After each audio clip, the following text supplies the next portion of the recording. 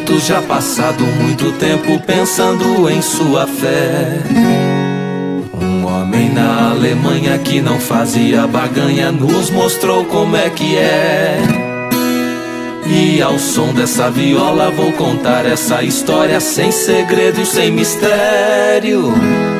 O seu nome é conhecido, em todo mundo sabido. Quem foi Martinho Lutero? Olá, meus irmãos, graça e a paz do Senhor Jesus. Estamos aqui para mais um vídeo. Dessa vez vamos bater um papo sobre a Reforma Protestante.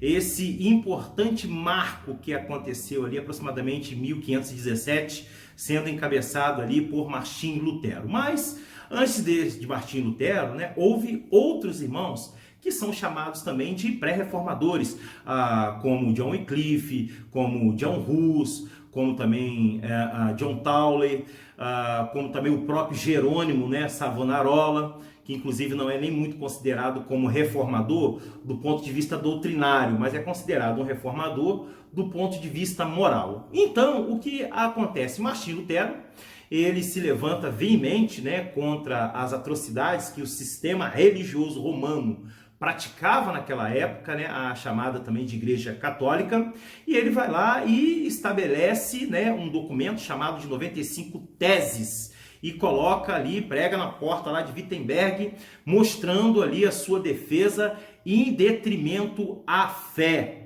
E aí Martinho Lutero vai desenvolver como principais pilares desse pensamento de reforma protestante os 5 solos, a sola gratia, sola fide, a sola scriptura, sola Christus, sola Deo Gloria. Nós vamos precisamente aqui, nesse breve vídeo, bater um papo sobre sola fide, somente pela fé. É uma expressão em latim, sola fide, que significa pela fé. Martinho Lutero entendeu e ele se revolta contra o movimento da Igreja Romana, da Igreja Católica Romana, em dizer que a salvação havia uma espécie de mérito humano. Então, do ponto de vista, havia uma doutrina na Igreja Romana, na Igreja Católica, muito contundente, nesse período aí da Igreja medieval, compreendendo mais ou menos do século XV até o finalzinho ali do século XVI, onde vai ter esse assunto, vai ficar fervilhando. Então, Martinho Lutero, ele se revolta contra esse movimento que dizia que você pode ser salvo através do pagamento de indulgência, que era uma espécie de documento que você pagava e depois você tinha a sua alma atenuada do purgatório, pelas obras, pela caridade, pela piedade religiosa, também pelo merecimento. Então Martinho Lutero, como os outros reformadores e também como os pré-reformadores que vieram antes dele, colocava e dizia o seguinte: não, a salvação não tem nenhum mérito humano. A salvação é um ato exclusivo de Deus. A salvação é por fé, não é por aquilo que eu posso fazer, o que eu possa dar. Então não há nenhum papel, não há nada que o ser humano possa fazer para ser salvo. A única coisa que eu e você podemos fazer para ser salvo é acreditar no autor e consumador da nossa fé, que é Jesus Cristo. O homem não tem nenhum papel no processo de salvação. Por isso o texto de Efésios, no capítulo 2, a partir do verso 8, vai trazer para a gente uma ideia. Ele vai dizer o seguinte, porque pela graça sois salvos, mediante a fé, isso não vem de vós, é dom de Deus. E depois ele explica no 9, não de obras, para que ninguém se glorie. Então não há nada que o ser humano possa fazer para ser salvo, é pela fé. É um ato exclusivo de Deus. E sabe um outro detalhe também que nós podemos trabalhar com essa ideia? É o texto de Romanos, capítulo 2, a partir do verso 4, ele vai dizer: ou despreza a riqueza de sua bondade e tolerância e longanimidade, ignorando que a bondade de Deus é que te conduz ao arrependimento? Mas segundo a tua dureza e coração impertinente, acumulas contra ti mesmo ira para o dia da ira e da revelação do juízo de Deus. Então o homem não pode fazer nada para ser salvo. Por isso Martim Lutero colocou, olha, sola fide, é só pela fé, não é pelas obras, é pela fé. Não há nada que o homem possa fazer para ser salvo. Isso é um ato exclusivo da soberania de Deus. Então, meus irmãos, sola fide, é só a fé, é pela fé, é somente pela fé que nós podemos chegar à salvação, não tendo o ser humano nenhuma parte nesse processo. Deus abençoe a sua vida, até o próximo vídeo. Olá, graça e a paz do Senhor Jesus. Nós estamos no mês de outubro, o mês onde nós comemoramos o mês da Reforma Protestante. E eu estou aqui para trazer para vocês o Sola Cristo, somente por Cristo. Na época de Lutero, quando Lutero traz a Reforma, ele traz essa questão que somente por Cristo que o homem pode ser salvo. Não através de penitências, de boas ações, de indulgências, mas somente por Cristo. Então, quando nós falamos sola Cristo, nós estamos reafirmando que a nossa salvação é realizada unicamente pela obra mediadora de Cristo histórico. Sua vida sem pecado e sua expiação por só são suficientes para justificação e reconciliação com o Pai. Então, quando eu e você, reafirmamos que a nossa salvação é somente por Cristo, nós estamos falando que nós somos salvos mediante Cristo Jesus. E nós negamos toda e qualquer outra situação que pode querer entrar nesse lugar de salvação que não Cristo Jesus. Então, por que não podemos rejeitar a Jesus? Primeiramente, porque Jesus falou... Esse Jesus é a pedra que vocês construtores rejeitaram e se transformou a pedra angular. Então esse texto está em Atos 4:11. Então Jesus está falando, ele é a pedra angular. O que é a pedra angular? É a pedra que dá toda sustentabilidade para uma construção. Então, para nossa salvação, Jesus é a pedra angular. Ele é a pedra que sustenta, que abre o caminho, que nos permite ter essa salvação. Salvação que a gente vai ver lá na frente é mediante a graça. Por que nós não podemos rejeitar Jesus? João 3, 14 e 15, Jesus fala: da mesma forma como Moisés levantou a serpente no deserto, assim também é necessário que o Filho do Homem seja levantado, para todo o que nele crer tenha vida eterna. Jesus está falando do texto que está em Números 21, versículo 8 e 9. O que aconteceu lá?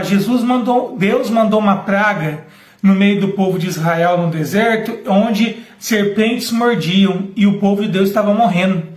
Então o povo clama ao Senhor e o Senhor fala para Moisés: levante esta serpente, conhecida como Neustã, e todo que for picado, olhar para ela, vai ser curado. Jesus está falando, eu e você não podemos negar, rejeitar Jesus, porque ele está falando, ele precisava ser levantado, porque eu e você estávamos condenados sobre a ira de Deus, mas Jesus foi levantado no madeiro para que nós possamos olhar para ele hoje e termos a nossa salvação, a nossa redenção. Segundo ponto, porque eu e você não podemos rejeitar Jesus, porque ele falou em João 14, versículo 5 e versículo 6.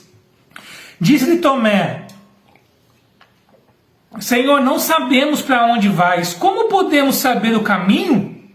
Respondeu Jesus: eu sou o caminho, a verdade e a vida. Ninguém vem ao Pai a não ser por mim. Então nossa salvação é através de Jesus, porque Jesus é o caminho, Jesus é a verdade e Jesus é a vida. E ele está falando, ninguém vai ao Pai senão por ele. Então é por isso que a nossa salvação é somente por Cristo, porque a nossa salvação, ele é o caminho, a verdade e a vida. Terceiro, nós não podemos rejeitar a Jesus, porque não há salvação em outro, pois debaixo do céu não há nenhum outro nome dado pelos homens pelo qual devamos ser salvos. Está em Atos 4, versículo 12. Não tem outra forma de eu e você sermos salvos, a não ser somente por Cristo.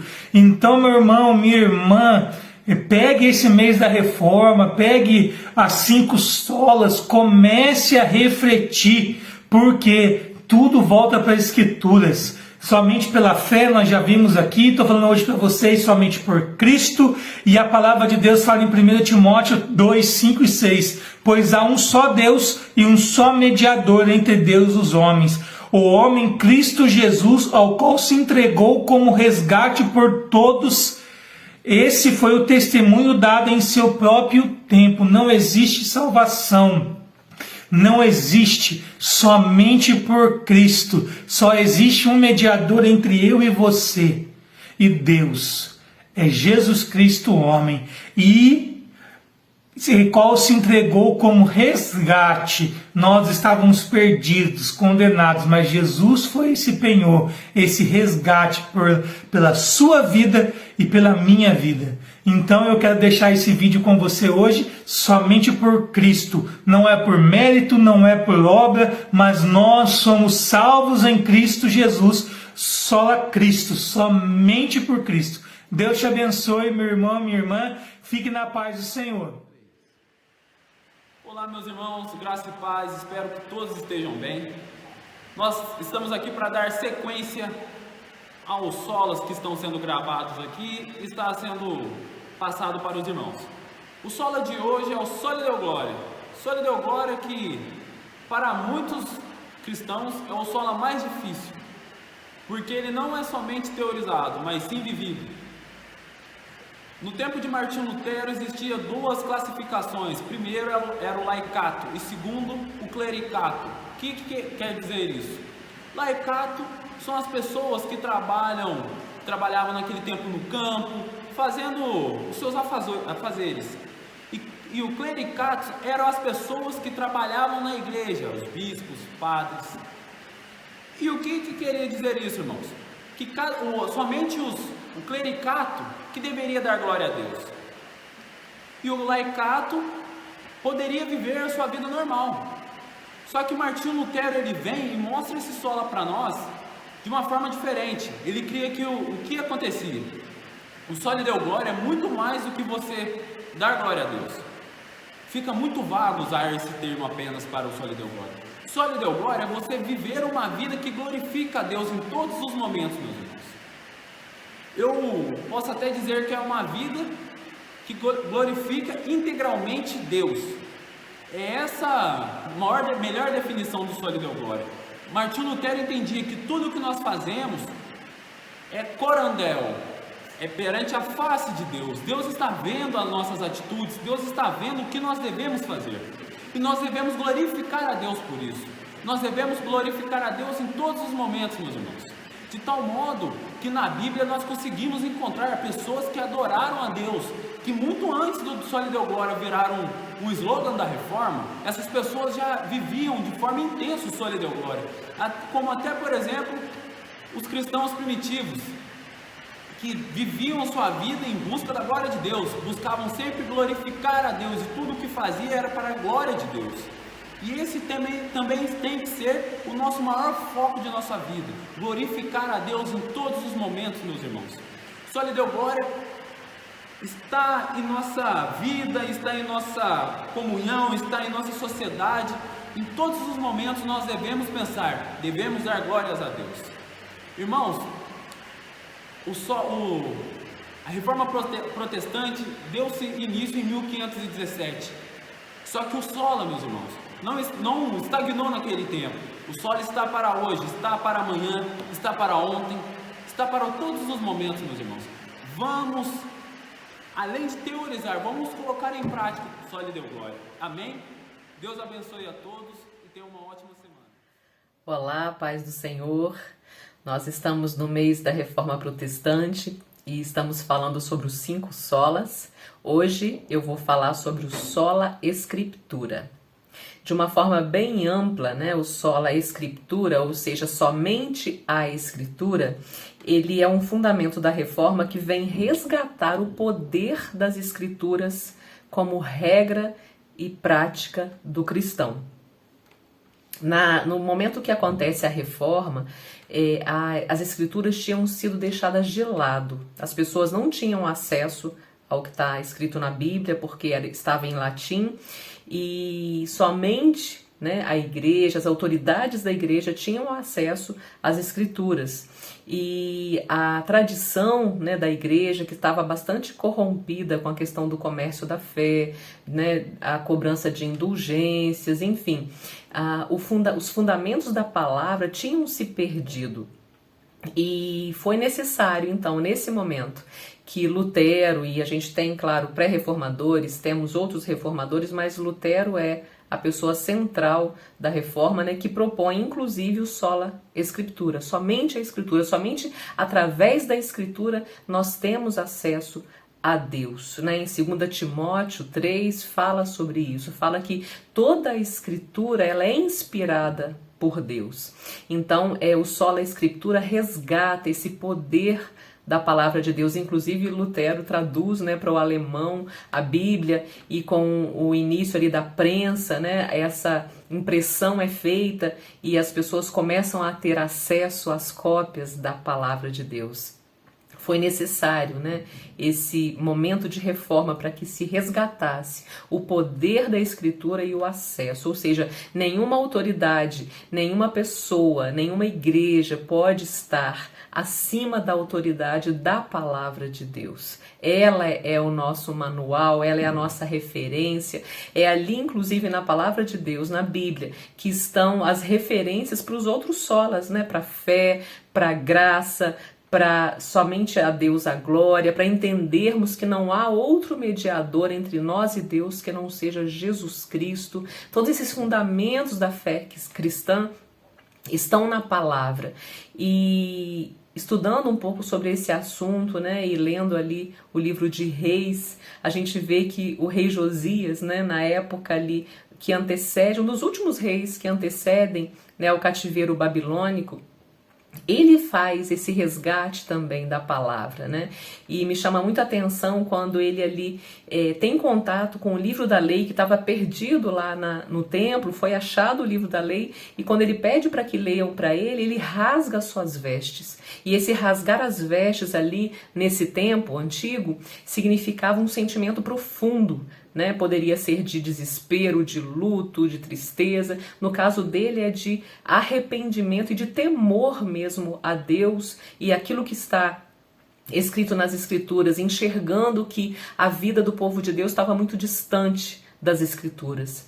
E essa figura, né, é muito impressionante, esse rei rasgando as vestes. E eu creio que uma reflexão para nós hoje, esse resgate, sabe, do temor do Senhor, do temor, não um medo, mas uma reverência e um sentimento de valor, de importância do que está escrito na palavra, na Bíblia, como fundamento da nossa fé. Nós precisamos voltar à palavra, e se somente as escrituras é para hoje, é para nós agora. Nós precisamos nos dedicar como cristãos na leitura diária da palavra, na meditação da palavra, porque a Bíblia não é um livro de pesquisa, somos nós que somos pesquisados quando lemos a Bíblia, porque Hebreus fala sobre isso, né? Que ela discerne as intenções do nosso coração.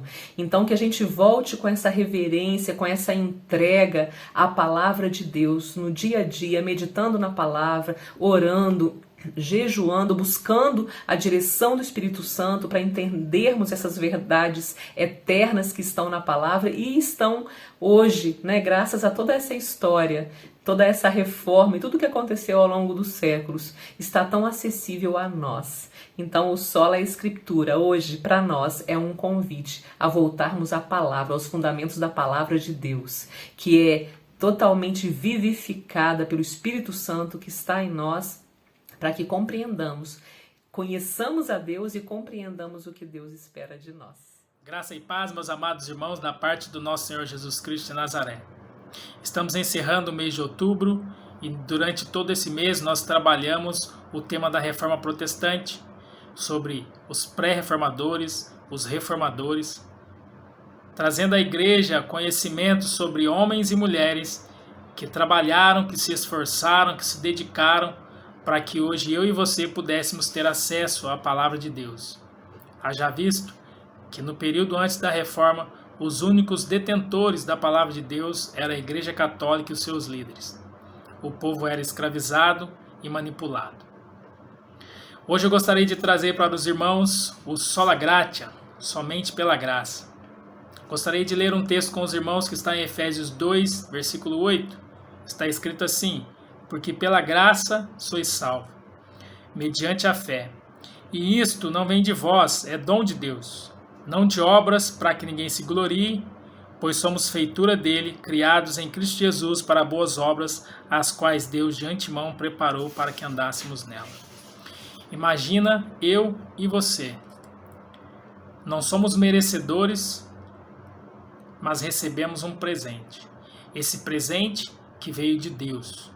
Mesmo não merecendo, Deus ele oferece e nos entrega um presente. Já deve ter surgido na sua mente a seguinte pergunta: o que eu devo fazer para ser salvo? O que eu preciso fazer? O que eu preciso cumprir? O que eu preciso deixar de fazer? Eu já te digo de antemão que a sua salvação não depende daquilo que você faz ou deixa de fazer. Você não merece, mas você recebe. É um presente de Deus que eu não mereço, mas eu preciso. Isso é graça.